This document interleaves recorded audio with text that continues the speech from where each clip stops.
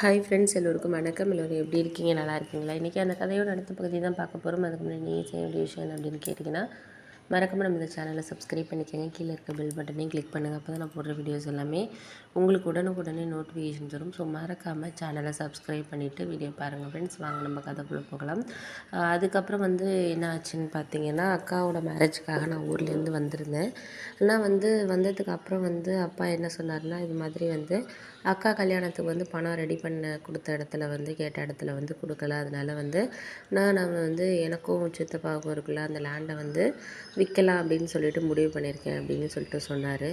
எனக்கு ரொம்ப கொஞ்சம் கஷ்டமாக இருந்துச்சு. ஏன்னா அப்பா எவ்வளோ எங்களை படிக்க வச்ச காலத்தில் ரொம்ப கஷ்டப்பட்டப்பயே அந்த லேண்டு விற்கலை. ஏன்னா அதில் ஏன்னா தாத்தா அவங்க இதிலேருந்தே அதை இது பண்ணதுனால அதை அப்பா ரொம்பவே ஒரு சென்டிமெண்ட்டாக தான் பார்த்துக்கிட்டு இருந்தார்.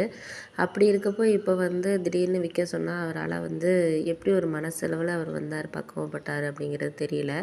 அம்மாவே எவ்வளோ தடவை சொல்லியிருக்காங்க, ஏங்க இவ்வளோ கஷ்டப்படுறோம், நீங்கள் ஏன் விற்றுடலாமே அப்படின்லாம் சொல்லி கூட அம்மா நாங்கள் ஸ்கூல் படிக்கிறப்போ காலேஜ் படிக்கிறப்பெல்லாம் சொல்லுவாங்க, நீ உன் வேலையை பாரு அப்படின்னு சொல்லிட்டு தான் பேசுவாரே தவிர, இன்றைக்கி விற்கிறாருன்னா அந்தளவுக்கு சூழ்நிலை அவங்களுக்கு இதாக இருக்குது அப்படிங்கிற மாதிரி தான் இருந்துச்சு. அப்போ அப்பாவுக்கு கொஞ்சம் மனசு கவலை தான் இருந்துச்சு. இருந்தாலும் நமக்கு இடம் முக்கியமாக பொண்ணோட லைஃப் முக்கியமானா லைஃபு தான் முக்கியம் அப்படிங்கிறத தான் நான் எல்லா பேரண்ட்ஸுமே பார்ப்பாங்க. அதனால் சித்தப்பாவும் சரி ஓகே, அவரும் நல்லா வசதியாக தான் இருந்தார். ஆனால் அப்பா இந்த விஷயத்த சொன்னோன்னே சரி விற்றுடலாம் அப்படின்னு சொல்லிட்டுமே அவருமே முடிவு பண்ணார் அப்படின்ட்டு தான் சொல்லணும். அதுக்கப்புறம் சரி ஓகே அப்படின்னு சொல்லிட்டு விற்கிறதுக்காக எல்லா ஏற்பாடும் பண்ணிகிட்டு இருந்தாங்க. அப்போ என் ஃப்ரெண்டு எனக்கு ஒரு ஐடியா சொன்னாங்க, எதுக்கு நீ லேண்டெல்லாம் விற்றுட்டு அப்புறம்லாம் வாங்குறது ரொம்ப கஷ்டம், ரொம்ப கஷ்டம். அதனால ஏதாச்சும் நம்ம ஆஃபீஸ்லேயே லோன் கேட்டுப்பார், இதில் தான் ஒரு 3-4 டேஸ்லாம் சாங்ஷன் பண்ணுற மாதிரி தான் லோன்லாம் இருக்குல்ல, மீதி ஏதாச்சும் நீ கடன் வாங்கிக்கலாம்ல, அதுக்கு எதுக்கு விற்றுக்கிட்டு இருக்கீங்க, உனக்கு தான் நல்ல சேல்ரி வருதில்ல அப்படிங்கிற மாதிரி சொன்னாங்க. சரி ஓகே, எனக்கும் அந்த ஐடியா அவன் சொன்னதுக்கப்புறம் தான் எனக்குமே அந்த யோசனை தோணுச்சு. அதுக்கப்புறம் சரி அப்படின்னு சொல்லிட்டு மேனேஜருக்கு ஃபோன் பண்ணி கேட்டேன், இது மாதிரி ஒரு 5 lakhs வரைக்கும் எனக்கு லோன் வேணும் சார் அப்படின்னோடனே, அவரும் சேல்ரியிலேருந்து ரெடியூஸ் பண்ணுற மாதிரியா இல்லை எப்படிப்பா கட்டுற மாதிரியா, நீங்களாக கட்டிக்கிற மாதிரியா அப்படின்னாங்க. இல்லை சார், சேல்ரியில் எனக்கு இப்போ 30,000 வாங்குறதுல ஒரு 20,000 நீங்கள் லெஸ் பண்ணிக்கோங்க சார் அப்படிங்கிற மாதிரி. ஏன்னா கொஞ்சம் சீக்கிரம் கட்டிடலாம், 2 இயர்ஸில் அடைச்சிடலாங்கிறதுனால அப்படி நான் இது பண்ணேன். அதுக்கப்புறம் அப்பா கிட்ட இதை நான் சொல்லலை. ஏன்னா அவர் பார்த்துக்கிட்டு இருக்கட்டும் அப்படின்னு சொல்லிட்டு நான் அந்த ப்ராசஸ்லாம் லோனுக்காக ப்ராசஸ்லாம் இது பண்ணேன். 1 வீக்கில் சாங்ஷன் பண்ணுறாங்க அப்படிங்கிற மாதிரி சொன்னேன். சரி ஓகேன்னு அம்மா யார்கிட்டையுமே நான் சொல்லலை. அதுக்கப்புறம் லோனு மேனேஜர் சார் கொஞ்சம் எனக்கு குயிக்காக மேரேஜ் விஷயம் அப்படிங்கிறதுனால அவர் உடனே எனக்கு ரெடி பண்ணுறதுக்காக ஹெல்ப் பண்ணார். ஏன்னா நான் கொஞ்சம் ஆஃபீஸில் சின்சியராக இருப்பேன், எல்லா ஒர்க்கையும் கொஞ்சம் டெடிக்கேட்டடாக பண்ணுவேங்கிறதுனால அவர் எனக்காக அது ஹெல்ப் பண்ணார்.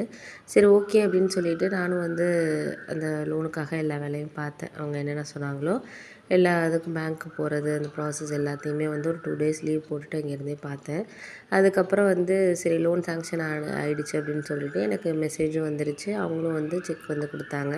சரி ஓகே, அப்பா கிட்ட அப்புறம் போய் தான் பேசினேன். இது மாதிரி நீங்கள் இடத்தையெல்லாம் விற்க வேணாம்ப்பா, பார்த்துக்கலாம், நீங்கள் இடத்த விற்கலாம் ஒன்றும் வேண்டாம், என்னோடய சேவிங்ஸ் நான் சேலரியிலேருந்து சேவ் பண்ணி வச்சுருக்கிறது ஒரு 3 lakhs கிட்ட நான் வச்சுருக்கேன், வீட்டுக்கு அனுப்புனது போக இப்போ 2 இயர்ஸா, நீங்கள் அதனால் அதை நம்ம யூஸ் பண்ணிக்குவோம். ப்ளஸ் நான் லோன் போட்டுட்டேன், இந்தாங்க அந்த டிடி அந்த இது இருக்குது, செக் இருக்குது, 5 லட்ச ரூபா லோன் போட்டிருக்கேன்ப்பா, ஒரு 2 இயர்ஸில் கட்டுற மாதிரி போட்டிருக்கேன், நீ இடத்தையெல்லாம் விற்க வேணாம்ப்பா, அந்த இடம் உங்களுக்கு எந்த அளவுக்கு ஒரு சென்டிமெண்ட்டாக இருக்குது அப்படிங்கிறது எங்களுக்கு எல்லாருக்குமே தெரியும், அதனால் இடத்தையெல்லாம் விற்க வேணாம், இப்போ எவ்வளோ அக்கா கல்யாணத்துக்கு தேவை, இது போதுமா அப்படின்னோடனே, போதும்ப்பா, நான் வெளியிலேயே 5 lakhs தான் கேட்டிருந்தேன், ஏன்னா அக்காவுக்கு நகைகளை தான் எடுத்துட்டோம், மற்றபடி கல்யாண செலவு மண்டபம் இதுக்கு ஃபுட்டு இதுக்கு ஆகிற செலவு ஒரு 5 to 6 lakhs வரும், அவ்வளோதான், 6 லட்ச ரூபா வரைக்கும் தான் வரும், எக்ஸ்ட்ராவே தான் நீ சொல்கிறியே 8 லட்ச ரூபா இருக்குங்கிறியே, நம்ம இதை வச்சு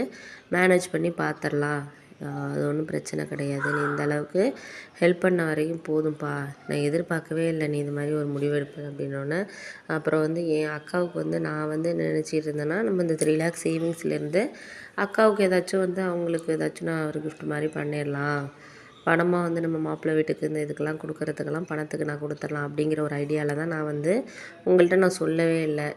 நான் வந்து பார்ட் டைமாக வந்து ஒர்க் பண்ணது அந்த காசெல்லாம் சேர்த்து தான் இந்த 2 இயர்ஸாக வந்து இந்த 3 லேக்ஸ் நான் வந்து வச்சுருந்தேன்ப்பா அப்படிங்கிற மாதிரி சொன்னோன்னே அப்பா கொஞ்சம் அழுகே வந்துடுச்சு. அவருக்கு என்ன தெரிந்தாலும் கொஞ்சம் மனசு வந்து எல்லாருக்குமே இருக்கும்ல அந்த நேரத்தில்.